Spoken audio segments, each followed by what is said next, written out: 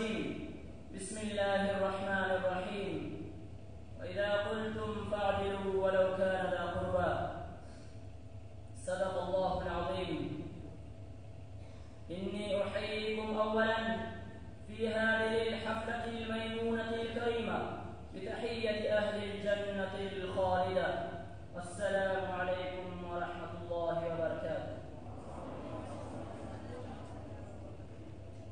أيها المستمعون الكرام، إن الحضارات الإنسانية لا تبلغ أوج عزها ولا ترقى إلى عز مجدها إلا حين يعلو العدل ويتلألأ به مفرقها، تبسطه على القريب والغريب والقوي والضعيف والغني والفقير والحاضر والباد.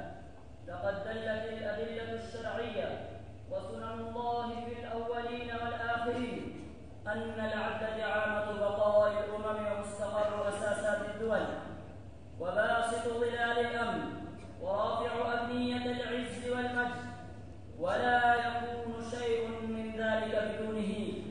القسط والعدل هو غاية الرسالات السماوية كلها. لقد أرسلنا رسلنا بالبينات وأنزلنا معهم الكتاب والميزان ليقوم الناس بالقسط، وأنزلنا الحديد فيه بأس شديد ومنافع للناس وليعلم الله من ينصره ورسله بالغيب إن الله قوي عزيز. أيها الإخوة في الله، بالعدل قامت السماوات والأرض وللظلم يهتز عرش الرحمن. العدل مفتاح الحق وجامع الكلم ومؤلف القلوب. إذا قام في البلاد عمرا وإذا ارتفع عن الديار دمرا. إن الدول لا تقوم مع الكفر ما دامت عادلة، ولا يقوم مع الظلم حق ولا يقوم به حكم. يا معشر الطلاب، إن أمة الإسلام هي أمة الحق والعدل والخير والوسط. نسبها ربها قيامة على الأمم في الدنيا وشاهدة عليهم في الآخرة.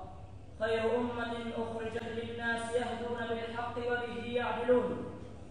أمة أمرها ربها بإقامة العدل في كتابه أمرا محكما وحتما لازما. إن الله يأمركم أن تؤدوا الأمانات إلى أهلها وإذا حكمتم بين الناس أن تحكموا بالعدل. إن الله نعم ما يعظكم به إن الله كان سميعا بصيرا. وأمرت لأعدل بينكم الله ربنا وربكم لنا أعمالنا ولكم أعمالكم لا حجة بيننا وبينكم الله يجمع بيننا وإليه المصير. عباد الله، إن الإسلام صدق كله وعدل كله، وتمت كلمة ربك صدقا وعدلا لا مبدل لكلماته وهو السميع العليم.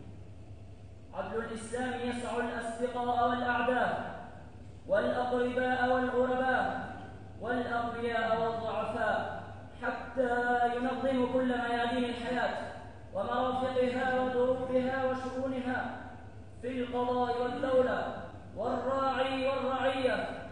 كلكم راع وكلكم مسؤول عن رعيته.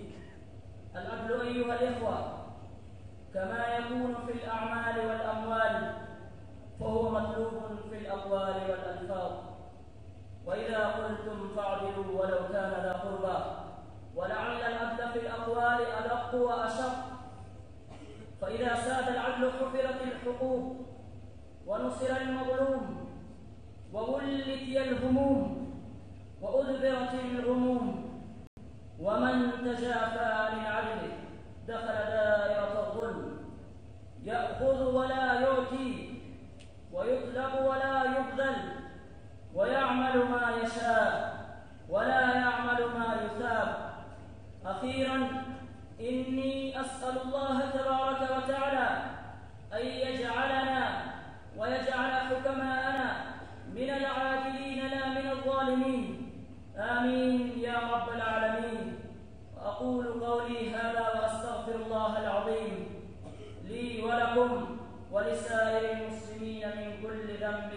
واستغفروه